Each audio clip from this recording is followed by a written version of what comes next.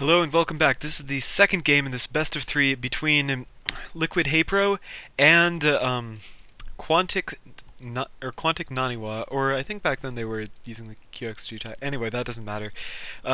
Testing my memory. So in the first game, we did see it go very long. NaNiwa opening up with a very interesting one gate expand into three gateway pressure build that made HayPro overproduce so many Zerglings that it was very tough for him to get back into the mid game. And then a very, very strong an engagement by NaNiwa against an Infestor Broodlord army of HayPro just went so well in NaNiwa's favor that HayPro couldn't really come back. Excellent play by both players. And now we will be seeing Game 2 here, played on dual site. This map is... Well, I don't mean to complain, but this map is pretty imbalanced in favor of Zerg. That's actually something that was quantifiably proven. There was some usage statistics a while back, and this is a very Zerg-favored map. And so it's an excellent decision by HayPro. If there's a map that he can use to really get back into this series, it's going to be dual site. The reason it's so good for Zerg is, first of all, if we look at this very open expansion, this means that it's very tough for a Protoss player to, to manage to defend an expansion here. I mean, if you try to do a Forge Fast expand, well, you're going to have to start placing cannons up here, otherwise roaches just come around and do some damage in that way. And HayPro killing the creep before, or the neutral little critter before getting started on the probes. So this is going to be a slightly delayed expansion. And there it goes down. Anyway, it's just a very hard to defend these locations. Also, if you look at the placement of the expansions, every expansion is going kind of away from your opponent until you finally turn around and start going towards again.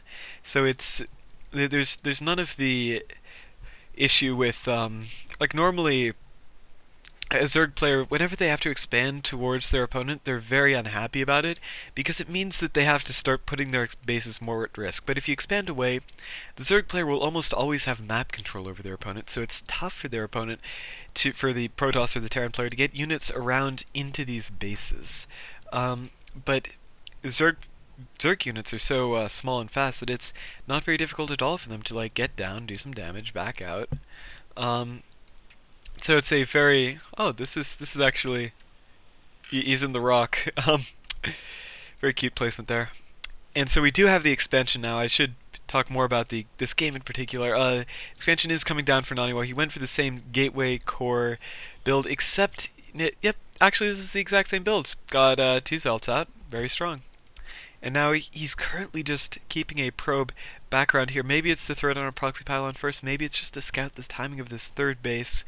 But we do have the natural completed for HayPro. He's going to be building a few Zerglings and, whoa, 7 drones on the way. He's not going to mess about. Pulled all mining off of gas after he got the 100 necessary for that Zergling speed. So he is going to be able to take control of the map. And it looks like NaNiwa, oh no, HayPro managing to scout this pylon, and NaNiwa will be forced to cancel it, building another one to the south, and I think the Zerglings are going to spot that. This is bad news for NaNiwa, because it means that this 3 gateway push that he is so enthusiastic about, and this is actually cool to note, he's saving up exactly 75 energy for when these 3 gateways finish, so that he's going to be able to chrono boost them all and get out of some very fast units. Now he's just trying to put pylons on the main. NaNiwa, I would call this desperation. He's just trying to do some damage some way, somehow, and HayPro knows it. He's just building drones. He's got like 2 more Zerglings on the way, but he doesn't need to do anything else. And suddenly, this attack that would be so strong by NaNiwa is doing nothing. We do have HayPro just taking his 3rd base easily, and NaNiwa just has to sit back and defend. This is a horrible position to be in for our Protoss player, and I don't know how strong he's going to be able to be coming out of this. He's even losing this scouting probe. Does NaNiwa know about the third base? He does not, but I'm pretty sure he suspects it. Um, it's not that mysterious right now. We have, oh, and for some reason HayPro is building a lot of Zerglings. He's decided that he wants to go and do some damage, put on some kind of pressure. But what kind of pressure is he looking for? Is he trying to shut down the third base? There is no third base. What's he trying to do? Two gases. Now coming down for NaNiwa, this is going to allow him to start this economy very quickly. And now these Zerglings, oh no, they're going to get force fielded off. Be careful, HayPro. Ooh, and they just barely escaped. And I don't think a single Zergling was lost there. If we look at the ground, no blood stains, no Zerglings lost.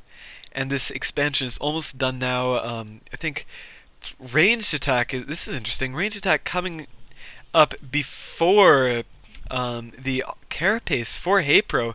A very strange decision by him. Looks like he might be trying to do some heavy roach pressure that just doesn't involve his Zerglings not dying.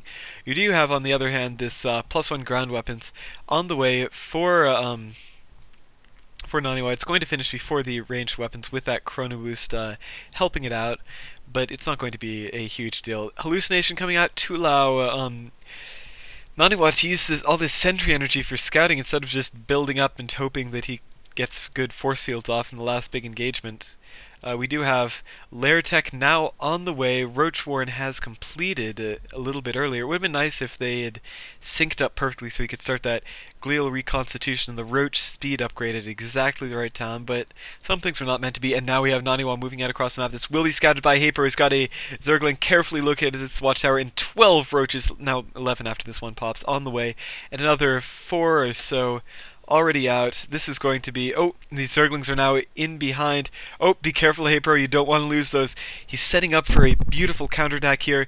The lair has finished. We should be seeing glial reconstitution on the way pretty soon. And now the Zerg missile attacks is almost done.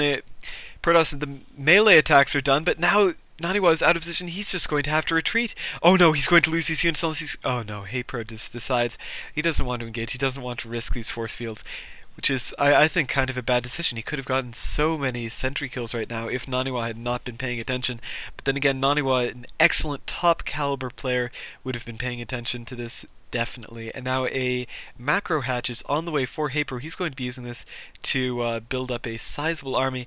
And now we have NaNiwa, just this poke out did not do enough damage, and now he's just forced to retreat. It looks like he's going to try and get a third base behind this, but I think it's too late. This third base for HayPro has been up for so long. Infestation Pit coming down even.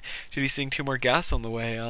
More drones as well, some roaches, and now here comes the glial reconstitution and missile attacks too. He's getting no armor upgrade, so he's apparently not too concerned about the damage he'll be taking. And this third base being delayed for so long just by these Zerglings running in and out. He's sacrificing these weak 25 mineral units, Zerglings only 25 minerals apiece, for the incredible amount of mining time and momentum that NaNiwa is going to be losing. Now he's just running in, doing a bit of damage. Who cares if he loses some Zerglings? He's just distracting NaNiwa, stressing him out, pushing him on the back foot, and now he's even taking a 4th base behind this. A lot of Zerglings now on the way.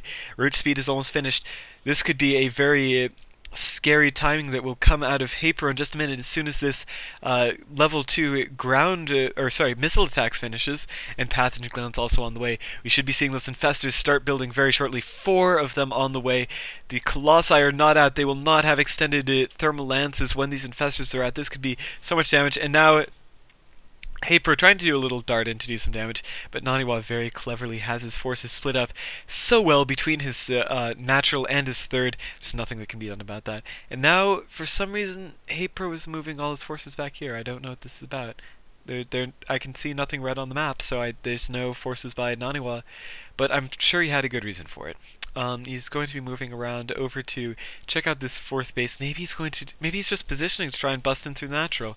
Maybe he was scouting over there to see if there's anything up.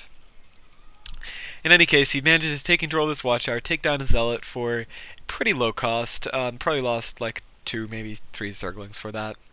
Cost effective.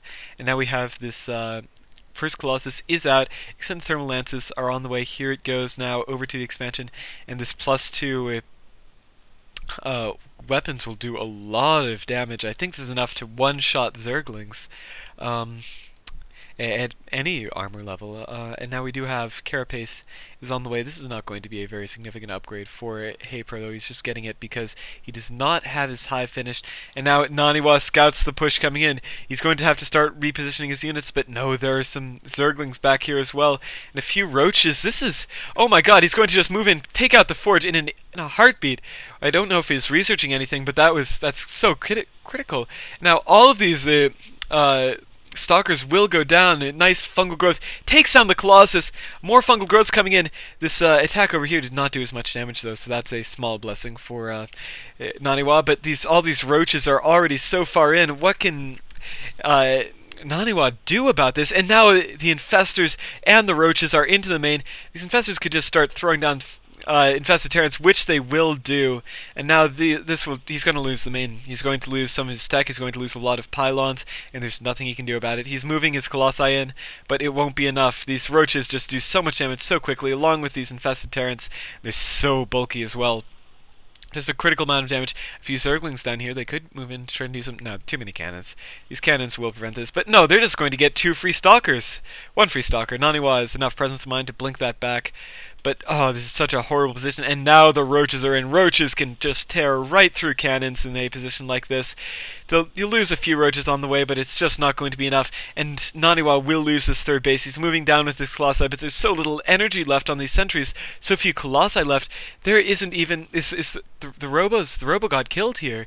We have the Robotics Bay left, but it isn't even powered. This is just going to be a straight-up loss. Now he's managed to take down a few sentries here. That means no more force fields for NaNiwa. He's got 1 left in the tank. 1 force field is not enough. He's even taking down this preemptive, or this, I should say, attempted 4th base by NaNiwa. This is such a bad position for NaNiwa to be in. We do have even the Hive on the way and a Spire completed, so he will be able to start releasing Broodlords in just a second. He's not even bothering to mine off his 4th base. Who needs 4th bases when you're just killing your opponent? And now this 3rd base from NaNiwa, not even mining right now, is just going to be killed, so he doesn't even get the little supply bonus from it. And NaNiwa declares the HH. He calls HH, which I assume is a typo for GG. But in any case, that was a very, very well played game by HayPro. Map was Zerg favored, but that doesn't mean that a win doesn't take skill. This was a very excellently played game. He took every advantage. HayPro took every advantage this map could give him and made full advantage of it. And it wasn't even just, oh, the map did it for him. No, HayPro just with a very clever amount of play based on it scouting that those proxy pylons. NaNiwa just trying to place them everywhere he could. NaNiwa's failed proxy meant that suddenly his entire build order fell apart. He wasn't able to delay the 3rd. He wasn't able to force Zerglings like in the first game, and everything just fell to pieces. And then HayPro, realizing his huge advantage, made for this gigantic roach infestor Zergling attacking everywhere, relentless assault that just brought NaNiwa to his knees and forced the HH. Very good game by both players, and I am very excited to see what NaNiwa chooses for Game 3. I'm going to... Well, actually, I already saw it because I glanced at the replay file, so you'll see next in a second, though. Anyway, thank you for watching. Now let's move on to Game 3.